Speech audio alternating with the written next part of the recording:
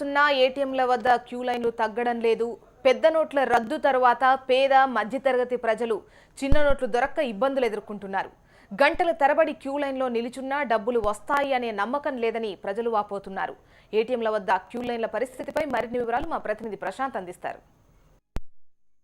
గత నెల 8వ తేదీన పెద్ద నోట్ల రద్దుతో దేశంలో ఒక సంచలన నిర్ణయం తీసుకున్న నరేంద్ర మోడీ దేశంలో ప్రజల యొక్క బాగోగుల అభివృద్ధి కోసం అని చెప్పారు. కానీ గత నెల రోజులు గడుస్తున్నా కూడా ప్రజలు మాత్రము బ్యాంకుల వద్ద ఏటీఎంల వద్ద క్యూ లైన్లు మాత్రం తగ్గడం లేదు. బ్యాంకుల వద్ద ఉన్నటువంటి కొన్ని సడలింపు చర్యల వల్ల ప్రజలు కొంత ఇబ్బందులు ఎదుర్కొనే పరిస్థితి ఉంది. సార్ చెప్పండి, ఎంతసేపటి నుంచి నిల్చున్నారు? Since 1.5 hours we are waiting. So far we didn't get even 1 rupee. Sir. Yes, we are waiting and we are losing our office also. So totally we lost 1 day of salary today from my office. So we are struggling a lot, and of course it may be very good for the people, but whereas the middle class and low class people are very feeling much difficult to purchase even for food also. ఇది ఒక సామాన్యుడికి చాలా దారుణం. చాలా ఇప్పుడు ఫీజులు చాలామంది hostel ఫీజులు కట్టుకోవాలి. ఇది చాలా దారుణం అండి. చాలా గంటల తరపు ఇక్కడ నిలబడినా ఇక్కడ సగానికి వచ్చేసరికి మనీ అన్నీ అయిపోతున్నాయి.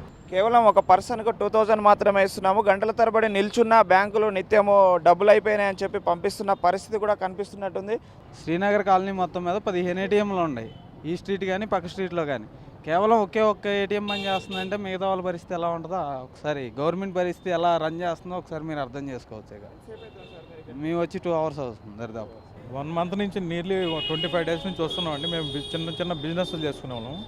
క్యాష్ లేదు, బ్యాంకులో వచ్చేసి నో క్యాష్, ఇస్తే 2000 4000 రూపీస్ ఇస్తూ ఉన్నారు. ఈ విధంగా మరి ఏంటంటే చాలా దారుణంగా ఉంది పరిస్థితి. 25 days నుంచి ప్రతిరోజు మేము మా వర్క్స్ అన్నీ వదులుకొని బ్యాంకుల చుట్టూ తిరిగిన నాటికి సరిపోతుంది. మాకు చిన్న బిజినెస్ చేసుకునే వాళ్ళకి మాకు చాలా ప్రాబ్లం అయింది. ఈ 2000 4000 ఉంటే ఒక 1 hour ఇస్తున్నారు, లేదంటే ఒక नो कैश అని చెప్పేసి పెట్టేస్తున్నారు. अभी 2 hours हो गया यहाँ पे आते हुए. अभी क्या करते हैं, धूप भी तेज भी धूप हो रहा है. अभी तो कैसे भी तो खड़ा रहना पड़ता है. वैसे भी 2000 से ज़्यादा नहीं दे रहे, वो भी चेंज भी नहीं आ रहा, ओनली 2000 आ रहा है. ऐसे प्रॉब्लम हो रहा है, क्या करेंगे. एक हाँ, श्रीनगर एक ही है.